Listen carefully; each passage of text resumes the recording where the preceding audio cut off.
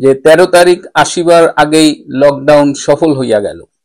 মানে আওয়ামী লীগ যাদের কার্যক্রম নিষিদ্ধ, যাদের ছাত্র সংগঠন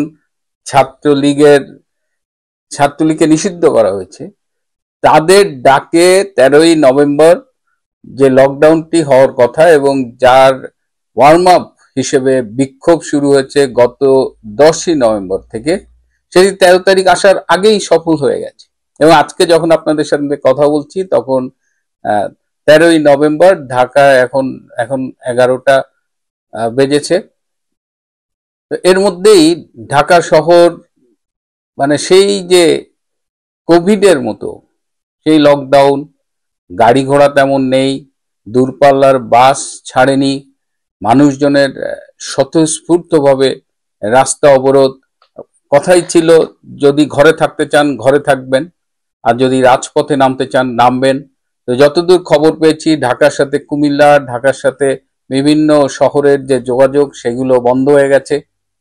একটু আগে খবর পেলাম যে কেরানীগঞ্জের দিক থেকে হাজার হাজার নেতাকর্মী ঢুকছে। একেবারে আমি ভিডিওটা দেখাচ্ছি না, ইউটিউবের রেস্ট্রিকশনে পড়ে যাবে, কিন্তু একদম হলিউড সিনেমার মতো জনজোয়ার ঢুকতেছে মোটরসাইকেল নিয়ে, আর পেছনে শব্দ হচ্ছে, মানে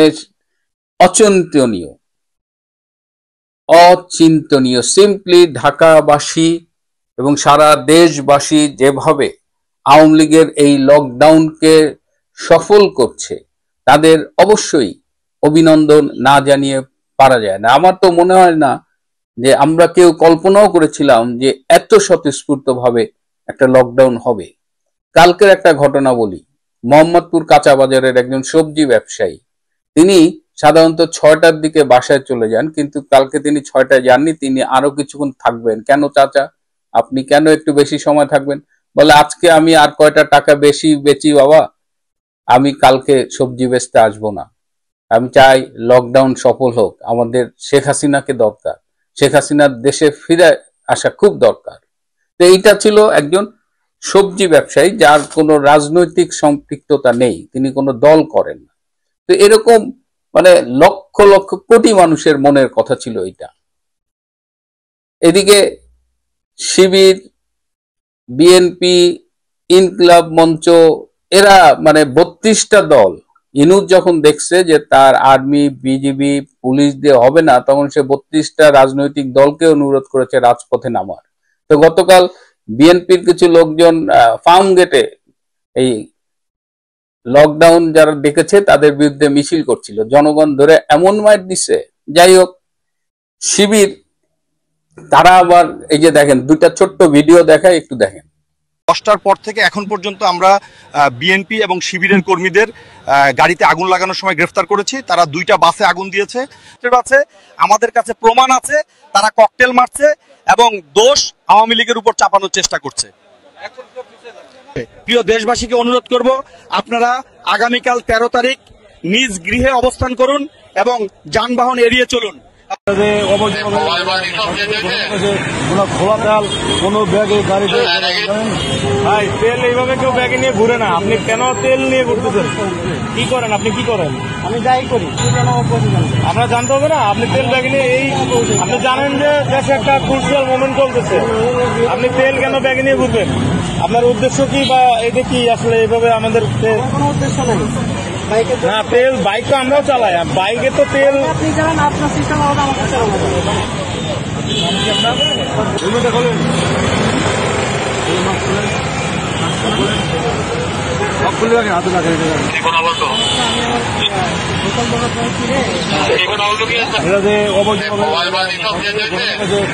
খোলা তেল কোনো ব্যাগে গাড়িতে। দেখছেন তো, মানে কিভাবে আমি আগেই বলেছিলাম, আমরা অনেকেই বলেছি যে শিবির কিন্তু এই লকডাউনের মধ্যে সন্ত্রাসী কার্যক্রম করে তারা চেষ্টা করবে এটাকে চাপিয়ে দেওয়ার জন্য, যে এটা আওয়ামী লীগের কাজ, ছাত্রলীগের কাজ। এর আগে এনসিপিতে যে ককটেল ফাটাইছে শিবিরের মুন্নাথ শাহবাগের, সেটা দেখছেন। এনসিপি একটা মিছিল করেছে লকডাউনের বিরুদ্ধে, এই মিছিলের মধ্যে একটা বিচ্ছু সে ঢুইকা জয় বাংলা স্লোগান দিছে। এই জয় বাংলা স্লোগান দেওয়ার সাথে সাথে মিছিলটা অর্ধেক নাই হয়ে গেছে, অর্ধেক কোথায় হারায় গেছে যায় না, আর বাকি অর্ধেক এদিক ওদিক তাকায় তারপর দেখা যায় একটা ছেলে পাশে গলি দিয়ে ঢুকে গেছে, একটা অন্ধকার গলি দিয়ে, এবং ছেলেটা ওখানে দাঁড়ায় বলতেছে আয় আয়, কিন্তু এনসিপির কেউ কোন বাঘের বাচ্চা ভুলেও ওই গলির মধ্যে ঢোকে নেয়। আমি অবাক, জয় বাংলা শব্দটার এত শক্তি যে জয় বাংলা এক স্লোগান দিল একটা মাত্র ছেলে, আর ওইখানে 50-60 জনের ছিল। আর ইনকলাব মঞ্চ বিশাল, নিচে লেখা দেখলাম লক্ষ লক্ষ লোকের সমাবেশ, তারা শাহবাগে অবস্থান নিয়েছে লকডাউন ঠেকানোর জন্য। ভিডিওটা একটু দেখেন।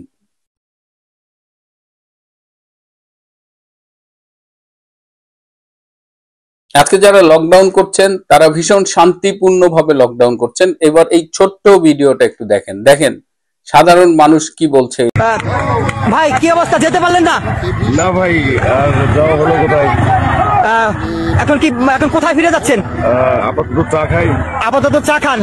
এই যে আন্দোলন, এই আন্দোলনটা আপনারা কি চোখে দেখছেন আপনারা সাধারণ মানুষ হিসাবে? যে ওনারা রোড ব্লক করছে, কিন্তু কোনো যাত্রী বা আমরাও গাড়ি নিয়ে অনেকেই দেখলাম কারোর আক্রমণ করে নাই, এটা আমার খুব ভালো লাগছে। কোনো আক্রমণ, গাড়িগুলো কোনো আক্রমণ করে নাই?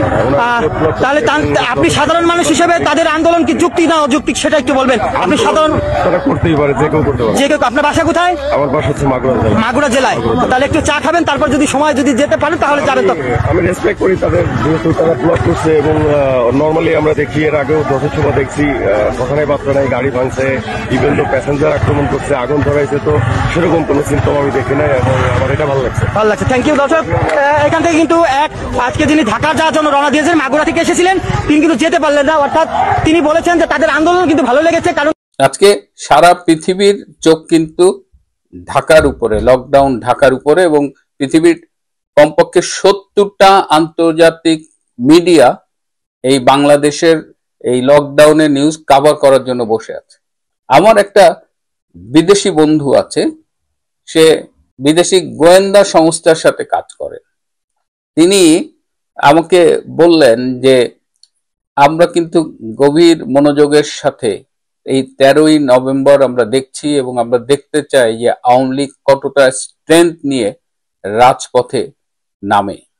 Very important. কিন্তু আমার ওই বন্ধুটা একটা খুব সুপার পাওয়ার দেশের গোয়েন্দা বাহিনী, তো তার স্টেটমেন্টটা দিয়ে আমি দেশের নামটা বললাম না, I think you can understand.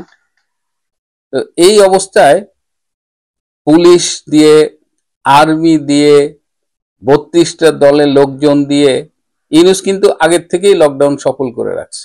এবং আমরা জানি যে সরকার প্রধানরা সাধারণত সন্ধ্যার দিকে রাতে জাতির উদ্দেশ্যে ভাষণ দেয়, কিন্তু ডক্টর ইউনূস আজকে দুপুরবেলা জাতির উদ্দেশ্যে ভাষণ দিবেন।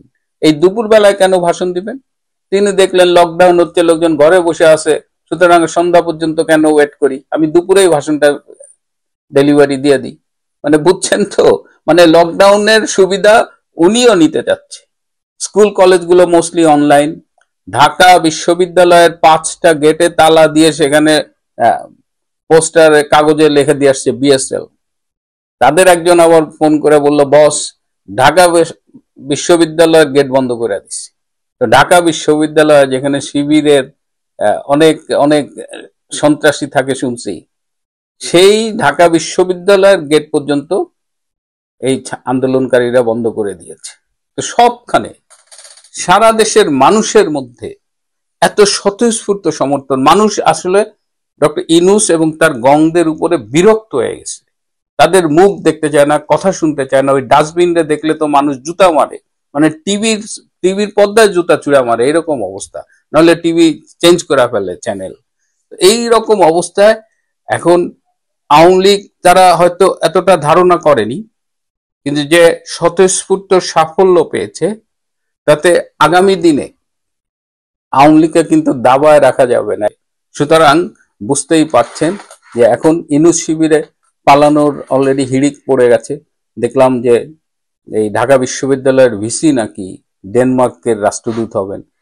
লামিয়া মোর্শেদ, তাকেও বিদেশে পাঠিয়ে দেওয়া হবে। আমি জানি না লামিয়া মোর্শেদকে বিদেশে পাঠিয়ে ডক্টর ইউনূস কি করে থাকবে।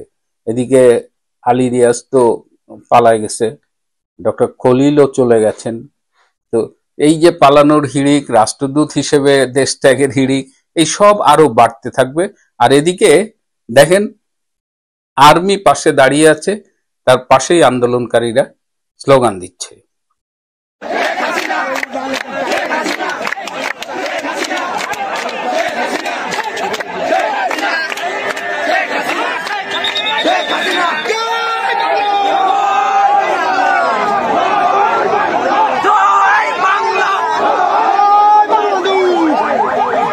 পুলিশও অনেকখানে তারা দেখছে, কোনো কিছু করছে না। আর এর মাঝখান দিয়ে শিবিরের সন্ত্রাসীরা বা অন্যান্য এই 32 দলের সন্ত্রাসীরা দু একটা গাড়িতে আগুন দিচ্ছে, ককটেল ফাটাচ্ছে, কোথাও কোথাও জনতার ধাওয়াকে পালিয়ে যাচ্ছে।